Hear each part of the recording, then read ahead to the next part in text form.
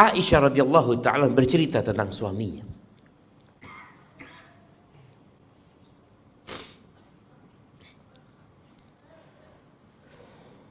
Iya, Ana akan bacakan cerita ini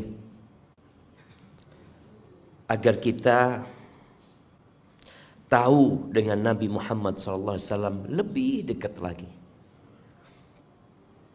Kata Atha bin Abi Rabah, dia mengatakan, dakhaltu ana wa Ubaid ibn Umair ala Aisyah. Suatu hari aku bersama Ubaid bin Umair itu masuk menjumpai ibunda Aisyah radhiyallahu taala anha. Dan biasanya mereka kalau belajar sama Ummul Mukmin Aisyah itu dari balik tabir. Maka Aisyah berkata kepada Ubaid bin Umair ini, qad ana laka an tazuruna. Udah datang kau waktunya untuk ziarah kepada kami. Maksudnya dia tegur, kenapa jarang datang gitu. Lalu Umair mengatakan, Ubaid bin Umair mengatakan, aqulu ya ummah kama qala al-awwal, zur ghibban tazdad hubban. Ya, katanya orang dulu, ziarahlah jarang-jarang supaya tambah cinta. Ini ada athar yang disebutkan dari Nabi SAW ya. Ziarah itu jangan terlalu sering. Biasanya orang bosan nantinya. Ya, jarang-jarang ziarah akan tambah cinta. Akhirnya Aisyah mengatakan, udahlah tinggalkan dari omongan-omongan ini, kata dia. Qala Ibnu Umair. Maka Ubaid bin Umair ini mengatakan, akhbirina bi a'jabi syai'in ra'aitihi min Rasulullah SAW. Kabarkan kepada kami sesuatu yang paling menakjubkan yang engkau lihat dari Rasul SAW. Aisyah mengatakan semua urusan Nabi itu menakjubkan. Jamaah rahimakumullah, kita tidak akan mendapatkan cerita tentang seseorang yang lebih detail dari cerita Rasulullah SAW. Mungkin kita melihat ada orang-orang besar di dunia ini yang ditulis biografi dia, tapi kita tidak akan mendapatkan detail bagaimana Nabi SAW di dalam toilet, bagaimana Nabi SAW di balik selimut bersama istrinya, bagaimana beliau ada di meja makan bersama istrinya, bagaimana beliau menyambut anaknya SAW. Maka Aisyah mengatakan semuanya menakjubkan urusan Nabi SAW. Diam Aisyah,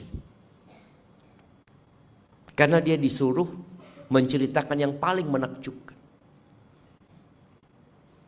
Setelah terdiam sesaat, Aisyah berkata, lamma kana lailatun minal layali. Di salah satu malam, kita tahu Nabi SAW meninggal dunia meninggalkan 9 istri. Istri Nabi itu dapat jatah, ya boleh disebut dalam sebulan cuma 3 kali. Satu-satu istri Nabi. Di malamnya Aisyah, yang mungkin Aisyah sudah nunggu 9 hari.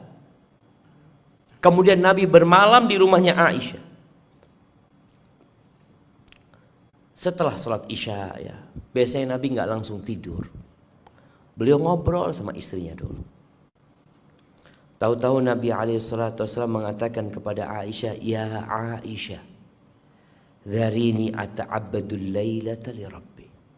Aisyah, izinkan aku ya, aku malam ini mau fokus beribadah buat Tuhanku. Lihat adab Nabi kepada istrinya. Dia tahu malam ini haknya Aisyah yang sudah ditunggu-tunggu 9 hari. Tapi Nabi punya urusan dia. Ada sesuatu yang ingin dia pinta kepada Allah. Maka dia minta izin kepada Aisyah. Apa kata Aisyah radhiyallahu taala anha? Wallahi inni la uhibbu qurbak. Demi Allah, aku ingin berada di dekatmu. Aku cinta ada di sampingmu. Wa uhibbu ma sarrak. Tapi aku cinta dengan apa yang membuatmu gembira ya Rasulullah. Ini kalau bicara cinta itu tidak harus memiliki. Kita akan mencintai apa yang disukai oleh orang yang kita cintai. Apa aja. Karena sejatinya kita itu semua milik Allah Azza wa Jalla. Ketika ada musibah yang menimpa, ada kerabat, kawan meninggal dunia, apa yang kita katakan? Inna lillah. Sesungguhnya kami itu milik Allah. Padahal yang meninggal fulan, tapi ucapannya kami. Karena memang semuanya milik Allah. Wa inna ilaihi rajiun. Bagaimana Aisyah mengorbankan cintanya. Dia ingin dekat sama Nabi SAW. Ditunggu Nabi 9 hari. Tapi karena dia cinta sama Nabi SAW, maka dia cinta apa yang dicintai Rasulullah SAW.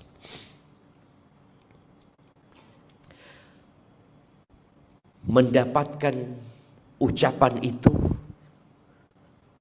Nabi langsung bangkit dari tempat tidurnya. Beliau berwudu. Ini cerita Aisyah. Aisyah nggak tidur jamaah. Dia lihatin yang dilakukan sama suaminya. Thumma qama yusalli. Selesai berwudu Nabi sholat. Falam yazal yabki hatta balla hijrah. Aisyah ngelihat Nabi SAW nangis terus. Nangis Nabi sholat itu. Sampai pangkuannya itu basah dengan air mata Nabi SAW. Thumma baka. Kemudian beliau nangis lagi. Falam yazal yabki hatta balla lihyatahu. Beliau terus nangis sampai jenggotnya itu basah dengan air mata Rasul sallallahu alaihi wasallam. Aisyah perhatikan suaminya ini jemaah. Thumma baka. Kemudian Nabi melanjutkan tangisannya. Falam yazal yabki hatta ballal ard. Beliau terus nangis sampai tanah di depan Nabi SAW itu basah dengan air mata Rasul SAW. Ini mulai ba'dal isya. Sampai subuh. Sampai datang Bilal bin Rabah. Datang Bilal bin Rabah untuk mengabarkan kepada Nabi SAW, udah mau masuk waktu subuh ini. Ketika Bilal minta izin masuk, falamma ra'ahu yabki, sama Bilal dilihat, Nabi kok masih nangis ya. Bilal nggak tahu kejadiannya mulai malam ini. Bilal tahunya pagi aja mau subuh itu. Apa kata Bilal? Ya Rasulullah, lima tabki. Wahai Rasulullah, kenapa engkau nangis ya Rasulullah?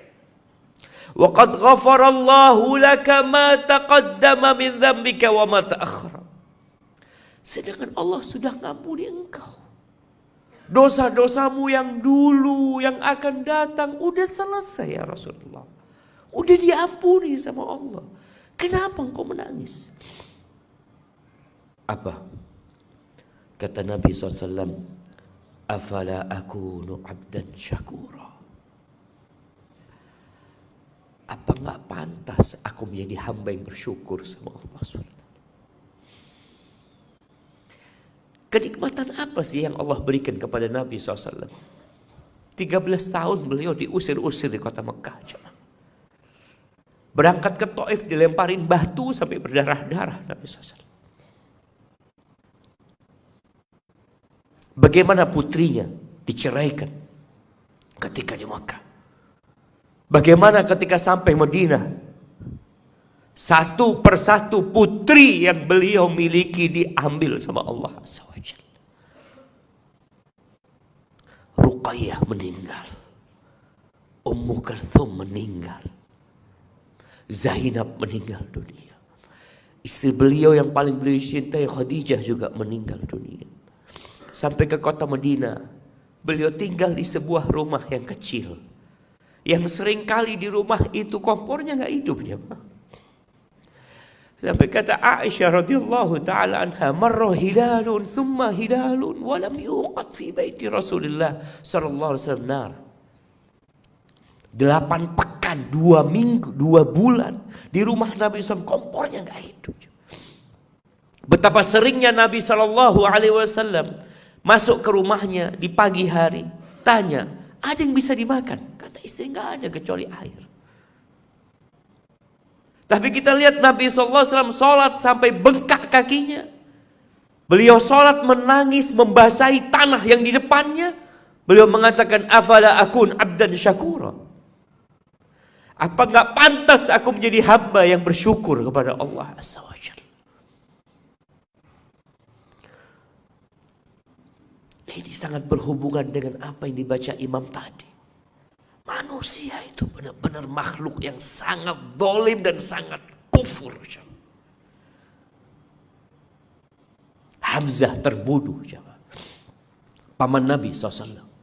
Ketika perang Uhud, patah gigi Nabi SAW, berdarah-darah wajah Rasulullah SAW, sampai jatuh pingsan Nabi kita Muhammad alaihi salatu wassalam. Beliau mengatakan, afala akun abdan syakura. Bagaimana dengan kita yang Allah berikan kenikmatan lebih sama kita? Rumah Nabi lantainya dari tanah, kasurnya ada tikarnya. Kadang-kala beliau tidur membekas tikar di lambung Rasul sallallahu alaihi wasallam. Tapi kita masih sering mengeluh. Lalu beliau mengatakan, laqad nazalat alayya al-lailah ayah. Telah turun kepadaku malam ini sebuah ayat. Wailun liman qara'aha wa lam yatafakkar fiha. Celaka siapa yang membacanya cuma tidak bertafakkur di dalam, tidak menghayati dan merenungkannya. Akhir surat Ali Imran ya. Dari ayat 190, inna fi khalqis samawati wal ard wa ikhtilafil laili wan nahar la ayatin liulil albab. Jamaah rahimakumullah, sudah saatnya kita memandang cinta itu tidak terlalu rendah. Semua yang kita miliki di dunia ini hanya sementara. Tapi kelak Allah akan memintai pertanggungjawaban kepada kita. Maka tatkala engkau tertimpa musibah, maka ingat nikmat Allah banyak. Tatkala Allah memberikan nikmat kepadamu, jangan lupa untuk berbagi kepada orang-orang yang membutuhkannya. Wa ahsin kama ahsanallahu ilaik. Allah mengatakan di surat Al-Qasas, cerita Qarun. Ketika dikatakan kepada Qarun, wabtaghi fima ataka Allah ad-dar al-akhirah. Carilah dengan apa yang Allah berikan kepadamu akhirat. Ambisi kita harus akhirat. Wala tansa nasibaka minad dunya. Engkau jangan lupa engkau hidup di dunia. Kita butuh rumah di dunia. Kita butuh kendaraan. Kita butuh ongkos, butuh biaya. Jangan lupa. Tapi ambisimu harus akhirat. Wa ahsin kama ahsanallahu ilaik. Berbuat baiklah engkau kepada orang sebagaimana Allah berbuat baik kepadamu. Ketika engkau mendapatkan rezeki, ingat ini Allah yang kasih. Maka berbuat baiklah kepada manusia sebagaimana Allah berbuat baik kepadamu. Wala tabghil fasada fil ard. Jangan membuat kerusakan di muka bumi ini. Innallaha la yuhibbul mufsidin. membuat kerusakan dengan berbuat dosa.